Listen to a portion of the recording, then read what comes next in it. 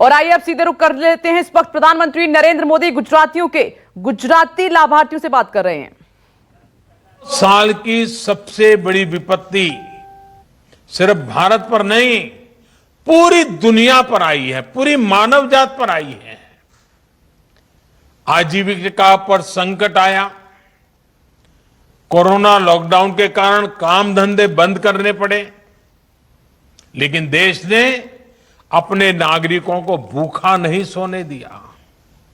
दुर्भाग्य से दुनिया के कई देशों के लोगों पर आज संक्रमण के साथ साथ भूखमरी का भी भीषण संकट आ गया है। लेकिन भारत ने संक्रमण की आहट के पहले दिन से ही इस संकट को पहचाना और इस पर काम किया। इसलिए आज दुनिया भर में प्रधानमंत्री गरीब कल्याण अन्न योजना की प्रशंसा हो रही है। बड़े बड़े एक्सपर्ट इस बात की तारीफ कर रहे हैं कि भारत अपने 80 करोड़ से अधिक लोगों को इस महामारी के दौरान मुफ्त अनाज उपलब्ध करा रहा है। इस पर 2 लाख करोड़ रुपए से अधिक यह देश खर्च कर रहा है। मकसद एक ही है, कोई भारत का मेरा भाई बहन, मेरा कोई भारतवासी भूखा न रहे। आज 2 रुपये किलो गेहूं, 3 रुपये किलो चावल के कोटे के अतिरिक्त हर लाभार्थी को 5 किलो गेहूं और चावल मुफ्त दिया जा रहा है। यानी इस योजना से पहले की तुलना में राशन कार्ड धारकों को लगभग डबल मात्रा में राशन उपलब्ध कराया जा रहा है। ये योजना दिवाली तक चलने वाली है। दिवाली तक किसी गरीब को पेट भरने के लिए अपनी जेब से पैसा नहीं निकालना पड़ेगा। गुजरात में भी लगभग 3.5 करोड़ लाभार्थियों को मुफ्त राशन का लाभ आज मिल रहा है। मैं गुजरात सरकार की इस बात के लिए भी प्रशंसा करूंगा कि उसने देश के दूसरे हिस्सों से अपने यहां काम करने वाले श्रमिकों को भी प्राथमिकता दी। कोरोना लॉकडाउन के कारण प्रभावित हुए लाखों श्रमिकों को इस योजना का लाभ मिला है। इसमें बहुत सारे ऐसे साथी थे जिनके पास या तो राशन कार्ड था ही नहीं या फिर उनका राशन कार्ड दूसरे राज्यों का था। गुजरात उन राज्यों में है जिसने सबसे पहले one nation one ration card की योजना को लागू किया। One nation one ration card का लाभ गुजरात के लाखों श्रमिक साथियों को हो रहा है।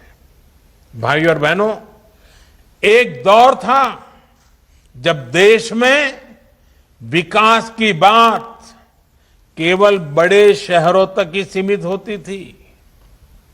वहां भी विकास का मतलब बस इतना ही होता था कि खास खास इलाकों में बड़े बड़े फ्लाईओवर बन जाएं, सड़कें बन जाएं, मेट्रो बन जाए, यानी गांवों कस्बों से दूर और हमारे घर के बाहर जो काम होता था, जिसका सामान्य मानवी से लेना देना नहीं था, उसे विकास माना गया।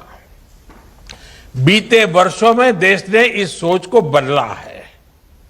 आज देश दोनों दिशाओं में काम करना, 2 पटरी पर चलना चाहता है। देश को नए इंफ्रास्ट्रक्चर की भी जरूरत है।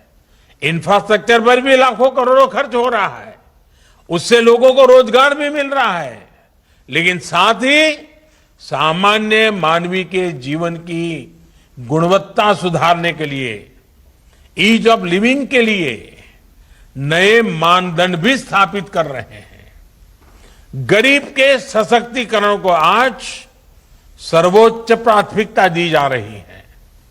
जब 2 करोड़ गरीब परिवारों को घर दिए जाते हैं तो इसका मतलब होता है कि वो अब सर्दी, गर्मी, बारिश के डर से मुक्त होकर जी पाएगा। इतना ही नहीं, जब खुद का घर होता है ना तो आत्मसम्मान से उसका जीवन भर जाता है, नए संकल्पों से जुड़ जाता है और उस संकल्पों को साकार करने के लिए गरीब परिवार समेत जी जान से जुड़ जाता है, दिन रात मेहनत करता है। जब 10 करोड़ परिवारों को शौच के लिए घर से बाहर जाने की मजबूरी से मुक्ति मिलती है तो इसका मतलब होता है कि उसका जीवन स्तर बेहतर हुआ है। वो पहले सोचता था कि सुखी परिवारों के घर में ही टॉयलेट होता है, शौचालय उन्हीं के घर में होता है, गरीब को तो बेचारे को अंधेरे का इंतजार करना पड़ता है, खुले में जाना पड़ता है। लेकिन जब गरीब को शौचालय मिलता है तो वो अमीर की बराबरी में अपने आप को देखता है, एक नया विश्वास पैदा होता है। इसी तरह जब देश का गरीब जनधन खाते के जरिए बैंकिंग व्यवस्था से जुड़ता है, मोबाइल बैंकिंग गरीब के भी हाथ में होती है, तो उसे ताकत मिलती है, उसे नए अवसर मिलते हैं। हमारे यहां कहा जाता है, सामर्थ्य मूलम सुखमेव लोके, अर्थात हमारे सामर्थ्य का आधार हमारे जीवन का सुख ही होता है। गरीब कल्याण अन्न योजना के लाभार्थियों से प्रधानमंत्री नरेंद्र मोदी बात कर रहे थे। एक छोटा सा ब्रेक, फौरन लौट रहे हैं, देखते रहिए न्यूज़ 24। नमस्कार, मैं हूं मानक गुप्ता। अगर आपको हमारा ये वीडियो पसंद आया हो तो इसे लाइक और शेयर जरूर करें और हां, हमें सब्सक्राइब और फॉलो करना ना भूलें ताकि आप देश और दुनिया की कोई खबर मिस ना करें। तो जुड़े रहिए हमारे साथ और देखते रहिए न्यूज़ 24।